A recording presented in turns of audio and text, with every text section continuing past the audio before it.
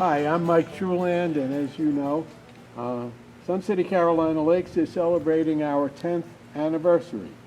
I understand that some of you, or probably all of you, were the first people to purchase your homes here and move into Sun City, Carolina Lakes. We were researching. We were temporarily living in Florida, and we were researching on the internet. And I contacted Del Webb in Arizona to find out if they were going to be developing any new communities on the West Coast, or on the East Coast, excuse me. And they were, and that's how they told us how to get to this area, just to know where it was. So we came up from Florida, and all that was here was the power wires, not another thing, not one other thing. So we thought that we had picked the wrong place. So I contacted them again, and they gave me the same description, and a few months later we came back. Remember that, Jim? Yeah, we pulled into the, right here at the bridge, and as far as we could go was the end of the bridge. And there was Dave Vitek was there. He was a member of the original person here in charge here, and he stopped us, and we must have talked for, I don't know, an hour and a half. He described everything that was going to go on in here. It kept us, got us more interested. And with her making the early inquiries, that got us on what they call the VIP list. And the VIP list was, the people, they took them in order. And we were number 13 on the VIP list. And you've been here from the start? Since May 22nd of 06. We had the first pin. You had the first pin? First pin, very first one. All right. Number one on the VIP list. Yeah, it sounds good, but there are problems with that too. Oh, you want to tell us a little about that? Yeah, we were, our two daughters live here in Charlotte, and we saw a Del Webb 55 plus community back west of Chicago where we used to live. And after going through that, I said, this is all for me because of all the activities. So I told my two daughters, next time you see a Del Webb community opening up, let us know. And we come out here every Thanksgiving. Well, November 28, 2003, they announced the Del Webb community. The hardest thing about picking a lot is that you can pick any lot you want to, except if you want a certain house, it may not be on that lot. And that was the problem. I said, well, I like that lot. Well, that's going to have that house, or that model. So we picked this one right here, and we put a pin in it. We wanted to get the Copper Ridge, but they weren't going to start building that for 6 months. So this is the next best house, so we took this one. Well, coming out here, after we signed the contract and put down $5,000, like you said, this house was under roof already. So we had to come from Arkansas, the northwest corner of Arkansas, out here. And that's a 1,000-mile ride. Well, I got on the road, I was pulling a U-Haul trailer, the biggest one they had, the four-wheeler one, and I had a blowout. I think the long story very short, we drove 1,000 miles at 45 miles an hour with the flashers on to get here. So it was a trip from hell, so to speak. When we moved in here, there was nothing except mud in the meadow. The golf course is under construction. The lake house is going to be under construction. We use the sales center. We use the sales center. I started 2 clubs at the sales center, Open Club and the Bridge Club. And then subsequently, I started the Performing Arts Club once the lake house opened. But our entertainment was basically walking around and watching television and talking in the middle of the street. I don't recall a movie theater anywhere around here at that point. We didn't have to worry about getting hit by traffic. There wasn't any of that. So life was quiet. Yeah, we did stand in the middle of the street. Everybody was gossiping. One person would see somebody out in the middle of the street, and everybody would run out, and we'd all talk. It was fun. It was fun. But it doesn't happen anymore because it's changed. It's changed a lot. They had some sales models that were under construction, but we were told by Pulte, you don't go in there. But we all did anyway. We trotted over there, and I fell in the mud. And didn't get hurt, but it was just, a muddy mess. And it came back the second day, and then we put our thumbtack on the lot that we had picked out. And then from there, you had to pick out all of your all your stuff that went in the house that day. They wouldn't let you pay your money unless you had everything picked out. So they had sections in the tent, and it was cold and no heat in there. I don't think there was anything to eat or drink or anything in there. And we went all day long, just one after the other, and picked out all our, the cabinets and the, flooring and all that. And the last stage, then, if you got that all completed, you could go and pay your money. I can remember how we first heard about Sun City. In June of 2005, Bob said, we're moving inland. We had lived on the coast below Wilmington and above Myrtle Beach, 3 air miles from the ocean, and he was getting tired of boarding up hurricanes and watching the Weather Channel. We'd had 12 hurricanes in 16 years down on the coast, so it's time. We are one of the first buyers here at Sun City. I was playing Mahjong with friends in Charlotte. My husband worked in Charlotte, and my friend's husband came in and said, they're building a Sun City right over the state line. You should call and get your name on the list. And that's what we did. So we started getting information sent to us, and we started going to the meetings over at the Ballantine Resort, and decided it was something we definitely wanted to do. We thought we were going to want the Cumberland Hall, so there were no models at the time. So we went to Hilton Head and saw the model, and we did like it. They had an overnight program, so you could stay overnight, and they told you about the community and what to expect. So we decided to buy and waited for the phone call where Our lucky number. the Pulte people called us and said, okay, you're coming for your appointment at 7 o'clock on Sunday evening, the first weekend. And we were very excited to be able to go. And we were told at that point to pick out many, many lots in case they weren't available, and to bring a deposit, be prepared to sign a contract, and pick our colors that night in March in a tent in the dark. And we did it. It was really exciting. I didn't know what the word elevation meant. No. Now you know. You can buy a house with 5 different elevations. Yeah. Right. Here, and here. Is that what you meant? Exciting. Well, first we did come to the tent with our list of lots, and it was rainy and muddy, and they brought Jeeps around and 4-wheel drives to take us out, and all we really had to look at was red sticks in the ground. So no models, just floor plans, picking a lot from red sticks in the ground, and finding out that 9 out of the first 10 lots that you wanted was already selected. So that was kind of interesting as well. We had been told to pick out a number of lots. So we basically wanted a Bluffton or a Vernon Hill.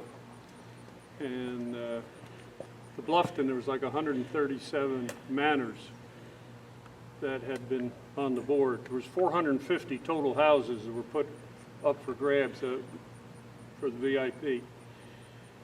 137 of them were manors or something along that line. Well, all but 2 were sold by the 3rd weekend when we got. So the only things were available were to buy manors with basements. So that would have been like 5,800 square foot house, and most people moving into Sun City were downsizing, not trying to get something that large.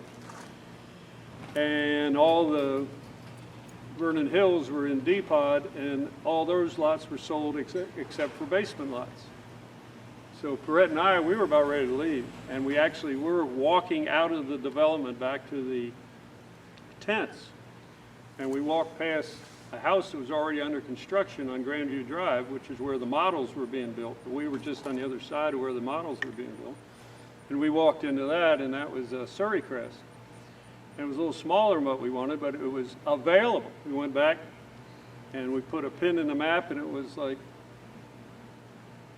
an instant screech appeared as the lady across the room must have been watching to see who her neighbor was going to be, because she let out this wild war whoop and yelled, "You're our neighbor!" and come running over there and says, "This is my pen right here," you know. And that was Tom and Ruth Rakowski. But so we ended up buying a smaller house than what we planned on. But that put us to the front of the line because our house was already under construction. And you meet people who have all had many of the same experiences that you have had. And that to me was the most interesting thing, because you became friends very, very quickly, not just because of your location, but because you had so much in common. People were moving from different states. They were moving either away from something or towards something. And we all just connected very, very quickly. We came, they parked us, we couldn't park here at the camp. They kept directing us farther out there. We were out there someplace, I don't even know where we were at. Seapot. Huh? Seapot on the other side of the That's lake. where we parked. Yeah, But someplace then out there there. was a bus that took us over And into there's a big the Greyhound other area. buses like. And ours got stuck, we had to walk from over there all the way back here in the mud. The models opened the week of May 10th through the 14th, 12 models. And they were all fenced in, and then we lived outside the fence. You know, we were subject to any kind of Indian attack or anything like that, because we were in Indian land, and they had built the fort around the sales center, all right? So we got one of the first houses that was built outside the fence. And that's the reason we moved in, even though we were sort of way down on the VIP list. But as was said earlier, that over 400 houses were sold in the first month.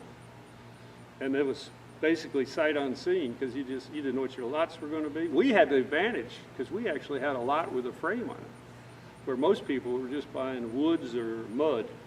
It was the California Gold Rush.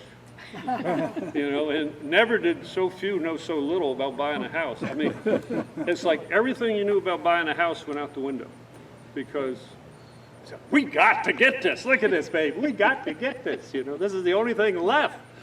Get it. Put that pin in. You know, 5,000, something like that. We both looked at each other. I got to Yeah, tell oh, them yeah, that. tell We her thought, that. this is nuts. This is nuts. We're the only people that are going to do something this stupid, you know, to go in this ridiculous mud, not knowing a thing about what the home will look like, because they had no model available. And we said, what should we do? This is crazy. We've never done anything like this. It's irresponsible. What can we do? And Jim said, remember what you said? Oh, yeah, we don't have any other place to go, so we put our money down. But then But we went to go to put our money down. We figured nobody would be doing this, you know, buying this all unknown. And we had to wait for an hour and a half in a line to put our $5,000 down. Yeah. That was ridiculous. We signed to buy a house, we didn't even know how much it cost. Well, I think one of the things that you didn't touch on was you were visiting our daughter Belle. Oh, yes, that's how we And found it. she went to the Jewish Center, and she had heard about Sun City from the scuttlebutt that was going on over there. And with 7 grandchildren on the East Coast, we're living on the West Coast, she figured it was time to get in the same time zone. So that's how she started the investigation of Yeah, of Sun City. Because we had never heard of Sun City here. We visited Sun City and Palm Desert several times and really enjoyed it. But we left sunny California and really didn't know what to expect. And we found a totally new, different culture here. It was quite an adjustment. But we're happy now. There was a line of people waiting to do the same thing you were doing. You never discussed the lot you were thinking about because you didn't want them to look at it and think it was a good lot. But we actually made friends just standing in line and ended up finding out the people that were also purchasing in our neighborhood and got together with them before we even moved in. I had asked the sales manager at the time if they were going to be hiring residents to work part-time in the sales office. She said they were, and to bring a resume, and I did, and I was a front desk hostess. And it's kind of interesting because all she could really talk about was what it was like to live in Sun City because there was nothing outside of Sun City. All there really was 521 Barbecue and Dides. And I remember when they first had the big red sign out on the street telling Helene that I was going to go and ride past it, because I'm sure that's where all the shopping centers were, and kept riding and riding until I got to Lancaster, and then I realized there wasn't a lot past that red sign. So we were pretty much on an island here for a while. Well, it was a fight to get it, and then the post office refused to come here, and our taxes were going to York County. Yes, that's right. And there was a big fight because it was in the Fort Mill Post Office District, and there was a big fight to get the taxes from York to Lancaster where they belong. Lancaster was really messed up. Well, yeah, It's very rural. Lancaster is very rural, and York was a lot more urban, and they had the power in Lancaster, and especially the town, the county seat's 18 miles south of here, so we were pretty isolated. It wasn't until they painted the tank Indian land and they gave us that identity. Bob Perrette, were you concerned about safety and security in this place when it was pretty much deserted? Well, you were one of the first to move in, I guess. we had sheriff's deputies guarded the gates, or the gate, and they patrolled it because it was a very active construction site. There certainly was theft going to occur because there was hundreds of houses being built. The sheriff's deputies would come along, and I would sit out in my driveway at night and talk to whoever would go by, and the deputies would stop and check on you, and they got to know the neighbors and who belonged, and of course gradually more and more people were moving in. But no, it really never had any real fear, I guess. One of the big rumors that went around the community was the fact that we were being developed land on Indian graveyards. And as it turns out, there were Indian, or they're really not sure just who it is, but there was people, graves that were found on the property, mostly back towards the river. And they collected them, and the Pulte got an award from the Indians and the government for how well they handled it.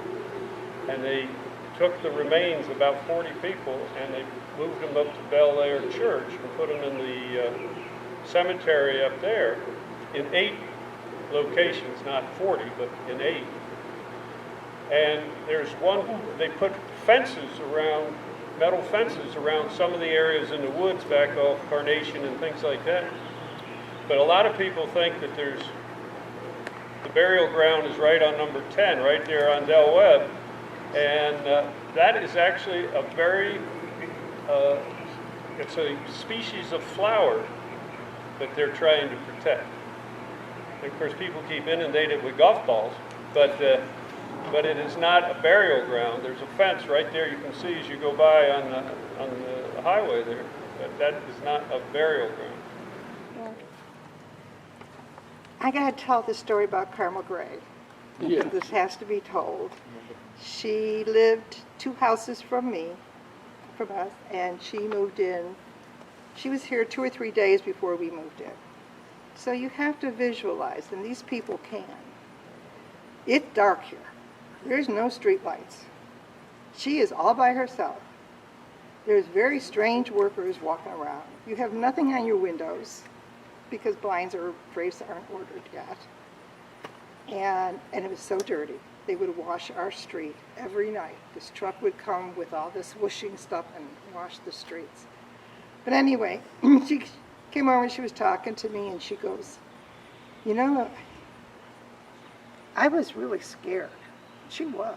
This is a very intelligent woman and well-traveled. She said, as it was said, said before, the police would come around here every night. So this one night, she approached the deputy, and he goes, how you doing, Miss Gray? I'm doing okay, but I hear these drums. And I know the Catawba Indians roam this land. And I think maybe they don't want us here, or their spirits are here, because I hear drums. And he listened so intently to what she had to say. And he finally said, Miss Gray, That was the Indian Land High School band practicing over in the field. True story. I kid you not. And in the beginning, before the lake house opened, we would have exercise classes in the kitchen of the sales center, and we would play mahjong in the lobby and different card games, and the different groups that met would meet in the sales office before the lake house was Our built. Shalom Club started in the sales office with 8 people, and now has hundreds of people. But I remember 8 people sitting in the little kitchen back there. That's right. That was the beginning of our club. So it was, yeah, it was interesting, and that was the first building, right? That was the Lake House first didn't building. come till later. But I remember that they did try to do things for the people that were here. I remember there's always been an interest here in the grandchildren, which I thought was great. Even before they built the grandchildren's park or the grandparents' park, I remember they had an Easter egg hunt each year over there. Right at on the sales office property. Because that was the only place to do it. They had a big square dance once outside of the sales office. Everything took place at the sales office because that's all there was. The hardest thing here was to get your trash can. And I remember our first HOA director's husband was sort of in charge of delivering trash cans to the new residents who would come in, and he'd bring these green 55-gallon cans over to your house. But the thing that was really, really nice was the fact that the town dump, Indian Land Dump, was just over here on Jim Wilson Boulevard Road, just where Lennar has their new development, right down the bottom of the hill by the bridge. And you could take your stuff, and that was a recycling center, and you could take anything over there you wanted to dump. And that made it really convenient. And that would be one of the things you would tell new people moving in, was where to take and get rid of your trash. And you could always tell how far people progressed in their move-in process by the time they could get their cars in the garage. Because everybody moved into the garage, and then slowly the boxes disappeared, and slowly the people moved in. And for us here in the beginning, we had to deal with the red clay that was in the air all the time. I remember after the lake house was finished, I went up and cleaned the gutters out of my, on the roof. And I had about this much red clay in all the gutters, because the red clay from the construction would blow over into these over here in APOD and just settle in our houses and the roof and everywhere. Just got everywhere. And there were always cookies. There were cookies before the sales office was even open. Every meeting that we went to at in Ballantyne at the resort had cookies. And then when we started meeting in tents here, there were always cookies. And when we came to buy our house, there was cookies. And the sales office also had cookies. And I think that all the Del Webbs have cookies in their sales offices. It's something that they're known for. And we actually made the cookies right there in the sales office in the beginning, because there were no models. And then once the models were built, the Cumberland Hall, which is the house that we live in, became the cookie house. And there was someone who worked in the cookie house and made the cookies every day. And when people would come through, we would say, make sure you stop at the cookie house and get some cookies. But we were 9 houses fenced off from the rest of this pod. We had the first set of models, and we were 5 houses from the cookie house. So we had to go through a little fence gate every day to get our little cookies. I gained 5 pounds the first month. And the bottles of water. And then And our entertainment was when somebody would be moving in or a truck, we were all out there to meet them. You know, how can we help you? You know, this is what you have to do. This is where you have to go to do what you have to do.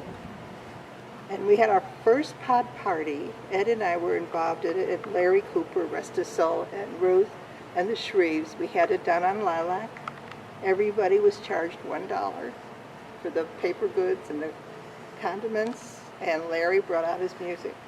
and we were I never line danced before in my life. They were teaching us how to line dance in the driveway.